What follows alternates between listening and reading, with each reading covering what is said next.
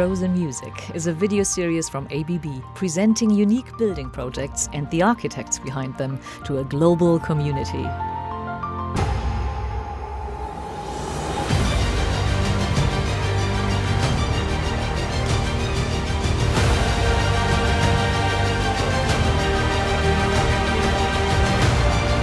Follow us around the world.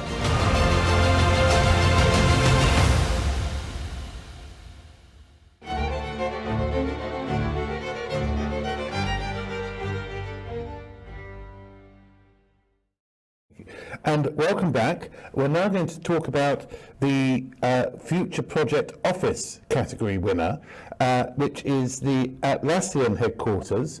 And to talk to us about it are the architect SHoP, who work with BVN architecture, and with the structural engineers Ekazio Callahan. So please do start the presentation. Good afternoon, and thank you for the opportunity. My name is Angelica Bacon, and I'm here representing the SHoP Architects team.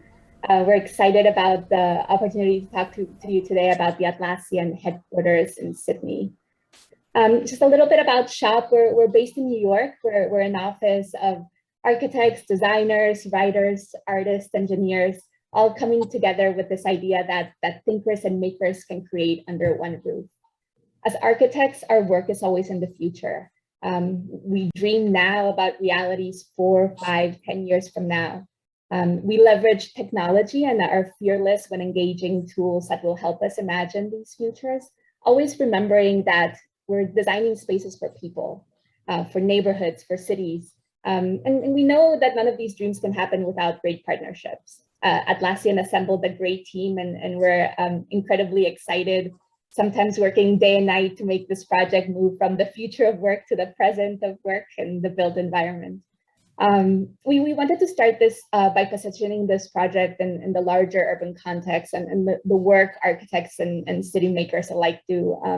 It's always important to recognize the evolution of these cities that we work in this case, amazing Sydney, recognizing that at their conception, these pieces of land were rich, fertile ground that with time evolved, serving as ports and centers of commerce.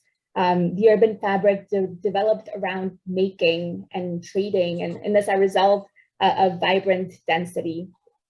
So what does it mean to think about the future of work in these vibrant cities? When we think about the future of work, our minds often go to places like these, but we really believe that the future looks more like this. Atlassian has been an incredible forward-thinking partner. They were already 75% remote pre-pandemic, and their goals and aspirations for this building in their hometown is incredibly unique. At the urban scale, acknowledging the mix of uses, its presence within the city fabric, and their desire to connect to green spaces and the outdoors were great anchors for the project. The site offered a fantastic opportunity to make these objectives into reality. They're a neighbor to Central Station, and they incorporated an on-site heritage building, the Shed. All of these were driving forces. And in these early sketches, you can see the importance of people in the first 40 feet and how these flows would interact with these spaces, all incredibly important from the conception.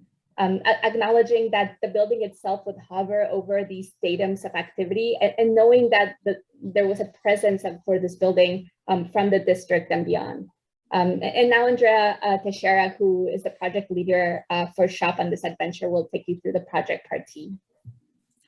Atlassian set the goal of creating the best workplace environment for their new headquarters. And when we started to think about our design, we wanted to develop a design that would be driven by quality workplace, promoting diversity, nature, use of natural materials and sustainable construction, elevating the climate comfort concept, promoting natural ventilation and a great reduction of mechanical systems through innovation and the use of technology, which at the end would allow us to contribute to a lower carbon footprint back to the world. We developed the concept really thinking of this vertical neighborhood, which would connect people throughout the diverse of spaces in nature with an optimized amenity, thinking about these workplaces towards the future, pushing for the boundaries of naturally ventilation and unconditioned spaces throughout the tower, which will be absolutely unique in a high-rise building.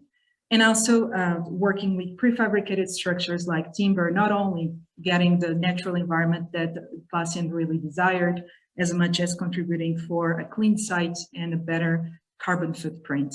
So we turned these objectives into reality in our design, starting from the envelope, making these perimeter view outs for all, then distributing these landscape tiers throughout the tower, every 4 floors, creating modules, these habitat modules that stack throughout the tower.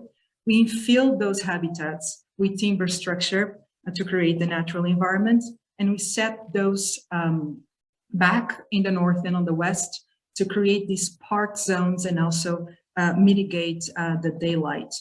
We let then this natural environment kind of reveal in this cascade of true outdoor spaces at the very top with views out to the city and the harbor. We wrapped these natural environments with a high performative operable facade that allows for the natural ventilation to occur.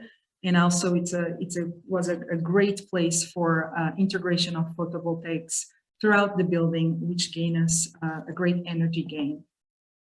The result is this stacked of natural habitats, a design that aims to uplift the standard of workplace in the world through environment and performance, which were really the key drivers of our design, allow us to achieve the design that you see on the screen, while reducing by 50% the embodied carbon used in the project in comparison to a standard construction. So the way that the design really works is like a natural mechanism where each element is shaped and calibrated to achieve its high performance. In the structure, we conceived this freestanding timber structure that is wrapped around these perimeter exoskeletons that span in between the megafloors of each habitat. Those megafloors not only provide a natural fire protection in between this timber structure, as they are the perfect location for the landscape that occurs above. So as you can see, what we achieve here is really a natural environment within the timber structure, free of any internal steel or concrete columns. Spaces of the offices are surrounded by these natural materials looking out to the nature. To further enhance and elevate these natural environments, we created a climate comfort concept, which is based in a layered approach, which creates different typologies of office spaces, from absolutely unconditioned at the park zones to semi-conditioned, still naturally ventilated in the spaces adjacent to it, to mechanical ventilated in the remaining areas. This is only possible really with our operable facade, which allows the air to come down and up in the park zones, cooling that space in a stack effect system, and cooling the space also adjacent to it through a series of sliding doors that connect both spaces. Not only they allow for the natural ventilation to occur, as much as they allow for the visual connection to the parks at every single floor.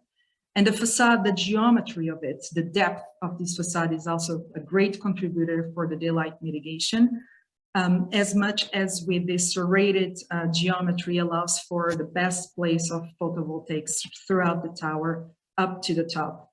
And at the top, this crown design is really where this natural environment has its maximum expression in these outdoor amenities that look out to the harbor in the city. These will become really an icon in Sydney's skyline, and is really just broadcasting a message of the project sustainability. Thank you. Thank you very much. Can I just ask, the external structure, the sort of X-shape members, are they timber as well, or are they steel or concrete? They are steel structure. Right. It's part of the entire steel structure. Sure, and then the big separating floors are presumably concrete slabs? Yes, they're still in concrete. Okay. Right, thank you very much. Peter, would you like to start with this one? Well, I think Jeremy, you asked me such a good question. I can't because it really because the presentation was very conscious of making the statements that we all come to appreciate and do appreciate at this moment. And it was a wonderful exercise in ticking all the necessary boxes. And then one says, yes, absolutely, one can't argue with that. How do you interpret it? And then Jeremy asks this question, and one says, hold on, it's not a complete statement of the future. It is a statement of a fairly normal fundamental building, which then is infiltrated by the new technologies and the timber and so on. And so that puts it in a certain perspective. The second thing is you have at the end of the whole exercise to say, yes, it has ticked all these boxes. It's very good for the environment. But also, what do you get spatially? What is the actual end result of the object as one sees it on the skyline, and in relation to the ground condition, the station, and so on. And also one says, what do you get internally? And I found that your perspective view was ever so slightly disappointing. It was sort of, we get this large sort of glazed exterior and then a series of trays, kind of business as usual. I feel that there was something that the formulae were placed into this object, but the object is still in the tradition of such objects. I apologize. It's breaking up a lot. So I don't know if Angelica, you understood the question, but it was. Yeah, I can try and translate a bit from what I understood. I think that you have so many new ideas, but as an envelope and with the steel structure over it, with this huge envelope, your object looks a lot like your initial images of what the future should not look like. So I love the internal images. I love the way the green grows. I love the crown piece. But the envelope in itself looks a lot like a steel sculpture landmark in the city. And for us, this is a bit contradiction with your own discourse. I think that's what Peter was trying to say. Yeah, I don't know if what have you ever thought about it, or do you feel I think you that could that's, have taken it a bit further with the I think sustainable it's a great, solutions and it's a great point. I think that the reality is that all of us architects face is gravity at the end. But I think that what's really interesting and the way that we looked at it is really from the inside out. So Andrea, if you can look at the internal atrium view, being able to figure out how to create this idea of, and I know understood that the steel exoskeleton is there and the facade is there, but creating maximum transparency, both from the inside looking in and the outside looking out, was really a goal. Vertical workplaces, they're going to be tricky no matter what, but at the same time, we believe they're so important because we believe that being in the city is so important for everyone, and to be able to like have that vitality within the city. All of these other tech companies go to the outskirts and they have these horizontal typologies. This was really an investment in the city within. So, okay, so we're going to be in the city, the workplace has to be vertical. How can we possibly create these tiers and be connected to the exterior and the interior in the most seamless way? We do feel, even though the steel structure is heavy, we do feel it has an elegance to it because it's all representing its performance. It's not doing anything more. And I think that the transparency and hopefully the transparency achieved through the facade will be able to create this almost like as a veil and not as an obstruction to the interior. Now, are all four facades treated the same way? Are all four facades treated the same way? Because since they're facing north, south, east, and west, shouldn't they be treated a bit differently? They are. Andrea, do you want to go in depth on that? They are. The difference here is really like the operable facade occurs only at a portion of the building that faces these atriums. So there is a different expression in these automated facades. So you do see a different expression in those two facades than the others that face the mechanical ventilated spaces. I would add just one note on these exterior exoskeleton also. All of these exterior skin, let's say, and the structure itself too, is what allows for that complete natural environment to occur on the timber. So it's kind of was a balance for us, in pushing more for what happens inside, as Angelica said, which was really the goal of Atlassian. Than creating a more interconnected and more hybrid structure that would interfere with that natural environment. Anka, would you like to ask a question about this? No, I mean, some thoughts that I had have covered. So were there any